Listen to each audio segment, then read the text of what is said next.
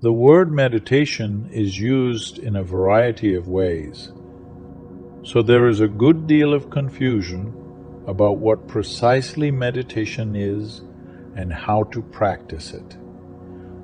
Some people mistakenly use the word meditate to mean thinking or contemplating. Others use it to refer to daydreaming or fantasizing. However, meditation is not any of these, but a different and distinct process, which is important to fully understand. Meditation is a specific technique for resting the mind and attaining a state of consciousness that is totally different from the normal waking state. In meditation, you are fully awake and alert, but your mind is not focused on the external world or the events taking place around you. Neither is your mind asleep, dreaming, or fantasizing. The root of the word meditation is similar to that for medical or medicate. The root of all these words implies the sense of attending to or paying attention to something.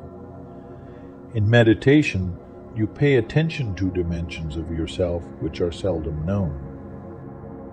These deeper levels are more profound than the processes of thinking, analyzing, daydreaming, or experiencing emotions or memories. Meditation involves a type of inner attention that is quiet, concentrated, and at the same time relaxed. There is nothing difficult or strenuous about creating this inner attention. In fact, you will find that meditation is a process that is restful for the mind. In the beginning, the greatest difficulty is that the mind has never been trained to create this inner attention. In every society all over the world, people are educated in the skills needed to survive and function in their culture. How to talk, think, work, and investigate the objects and experiences of the external world.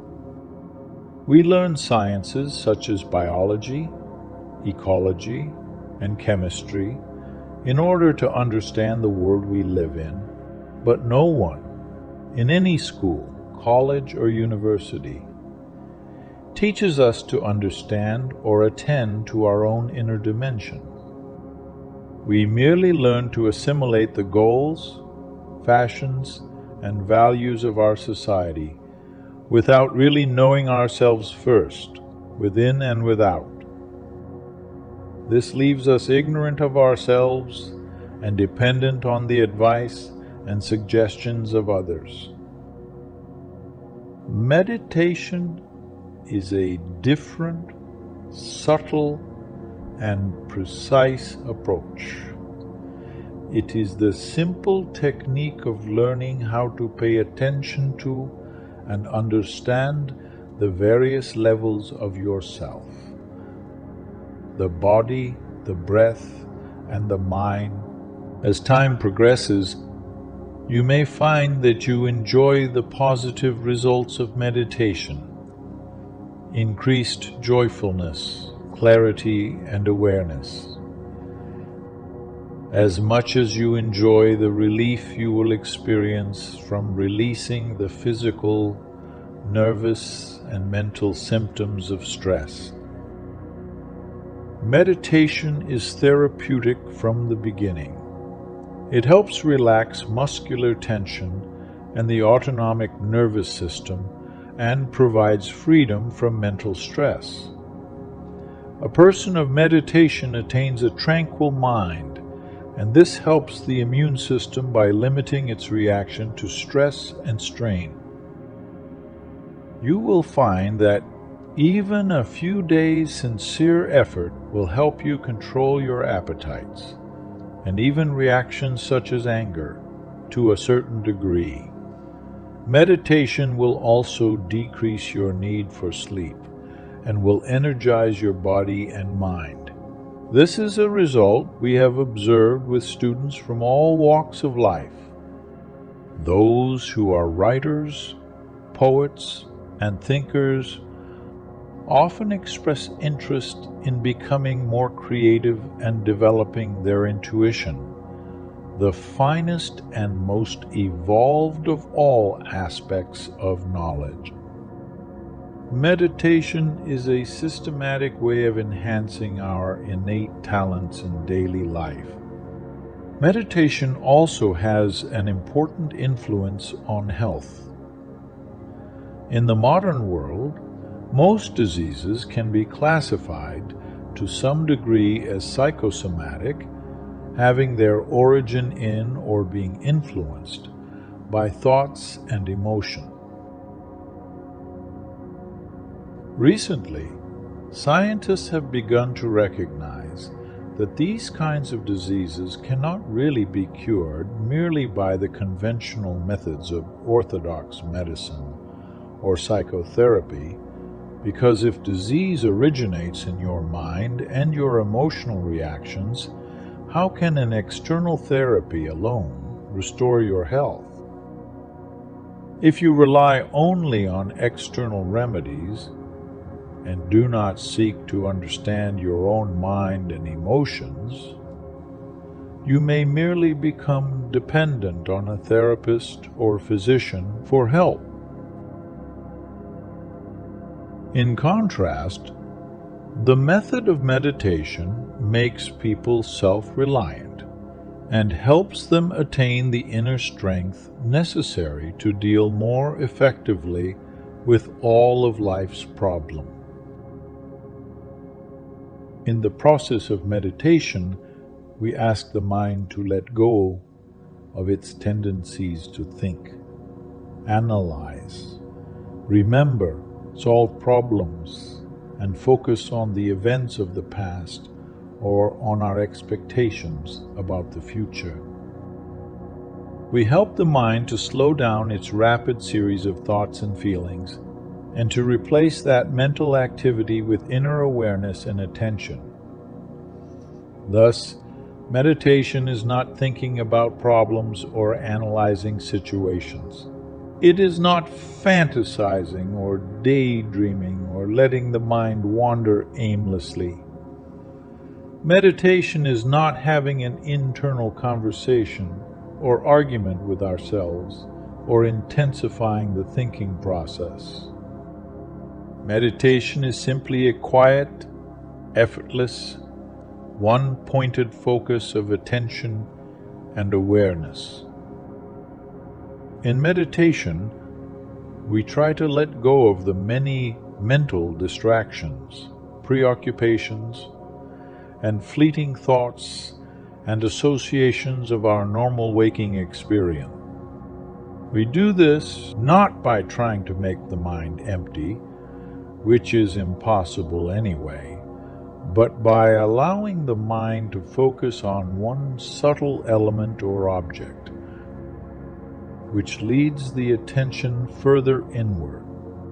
By giving ourselves one internal focus of attention, we help the mind stop other stressful mental processes, such as worrying, planning, thinking, and reasoning. The student of meditation may be given an internal device to help concentrate the mind. Most often a sound is used in this manner, although sometimes a visual image for concentration is suggested. The sound or image may be either external or subtle. According to the frame of mind of the aspirant, sounds which are used to concentrate the mind in meditation are called mantras. Mantras have powerful effects on the mental level. A mantra may be a word, a phrase, a set of sounds, or simply a syllable. Concentrating on a mantra helps students let go of other useless, distracting mental processes and allows them to go deeper inside themselves. Many different kinds of mantras are used throughout the world, including ones such as Om, Amen, and Shalom, and all have the goal of helping to focus the mind. We will introduce a basic mantra for your practice. In all great spiritual traditions of the world, ancient and modern, there is some system of pronouncing such a syllable, sound, or set of words which acts like a mantra. This is a great and profound science, and those who are competent in this inner science can lead students on the path. The preliminaries practiced by aspirants are simple and easy and can be done without the guidance of a teacher. But when an aspirant begins to deal with the mind, an appropriate mantra will be necessary. Using a mantra given by a teacher, adept in the meditative tradition, can produce powerful and effective results. Meditative texts and scriptures speak extensively on this subject. Patanjali, the codifier of yoga science, says that the mantra is a representative of the innermost source of consciousness. Therefore, it becomes a bridge between the mortal and immortal parts of life. When the body, breath, and conscious mind separate from the unconscious mind and individual soul at the time of death, the mantra that the meditator had been consciously remembering continues to create impressions in the unconscious. These impressions are powerful motivators which help the aspirant during this period of transition. With the help of the mantra, it becomes easier for a person to make the unknown voyage. Mantra is the support and focal point given to the mind. Teachers choose a mantra according to the aspirant's state of mind and the extent of the aspirant's burning desire to uncover the innermost truth. Just as there are many different paths one can take to climb a mountain, there are also a variety of seemingly different meditation techniques. Yet all have the same goal: achieving a state of inner concentration, calmness, and serenity. Any practice that helps you achieve this is beneficial. Many valid techniques exist, so there is really no difference between one type of authentic meditation and another, as long as they have the goal of helping you attain inner stillness and focus. Sometimes people become caught up in comparing meditation methods or arguing about which tradition or teacher is best. Good meditation teachers recognize and respect the universality of meditation and do not foster self-serving or cultish distinctions about their techniques. Meditation is a beneficial and fruitful way of exploring the inner dimensions and fathoming all levels of life systematically. It is positive and valuable as long as teachers do not become egotistical and try to claim a style of meditation as their own or insist that their technique is superior. In the beginning, the aspirant does not have the clarity of mind necessary to discover or understand the correct method of meditation, and may be influenced by teachers who promote their own type of meditation. Sadly, some of these teachers are dishonest and do not even really practice meditation themselves. Many students waste valuable time seeking an authentic meditative discipline jumping from one teacher to another. After spending much time, energy, and money on this quest, they may become disappointed and frustrated and finally stop making a sincere effort. In the Himalayan tradition, we sometimes say that if there is any such thing as sin in this world, a prime example would be a teacher's confusing or misleading sincere student. If we observe life clearly, we realize that from our childhood onward, we have only been educated to examine and verify things in the external world, and that no one has actually taught us how to look within, find within, and verify within. Therefore, we remain strangers to ourselves while trying to get to know others. This lack of self-understanding is why our relationships don't seem to work successfully, and why confusion and disappointment prevail in our life. Very little of the mind is cultivated by our formal educational system. The part of the mind which dreams and sleeps, the vast realm of the unconscious, which is the reservoir of all our experiences, remains unknown and undisciplined. It is true that the whole of the body is in the mind, but the whole of the mind is not in the body. There is no other method to truly develop control over the totality of the mind except the practice of meditation. We are taught how to move and behave in the outer world, but we are never taught how to be still and examine what is within ourselves. At the same time, learning to be calm and still should not be made a ceremony or religious ritual. When we learn to sit still, we attain a kind of joy that is inexplicable, the highest of all joys that can ever be experienced by a human being can be attained through meditation. All the other joys in the world are momentary, but the joy of meditation is immense and everlasting. This is not an exaggeration.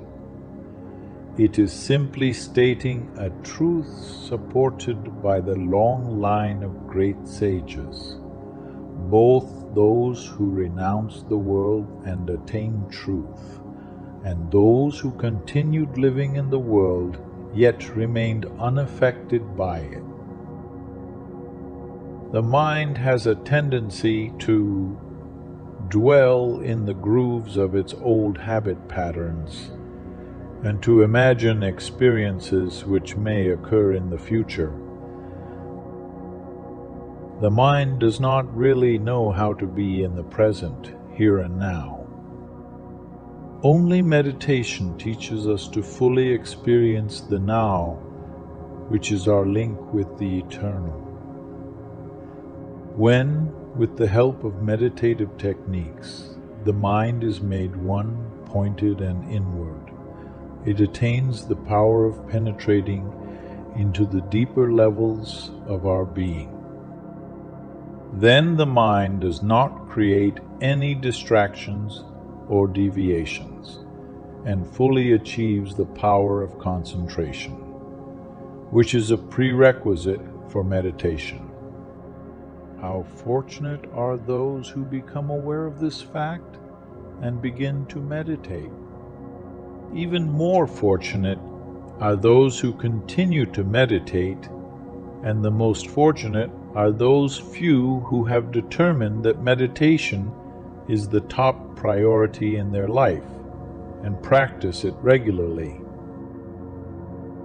To begin this path, understand clearly what meditation is, Select a practice that is comfortable for you and do it consistently for some time, every day if possible, and at the same time every day.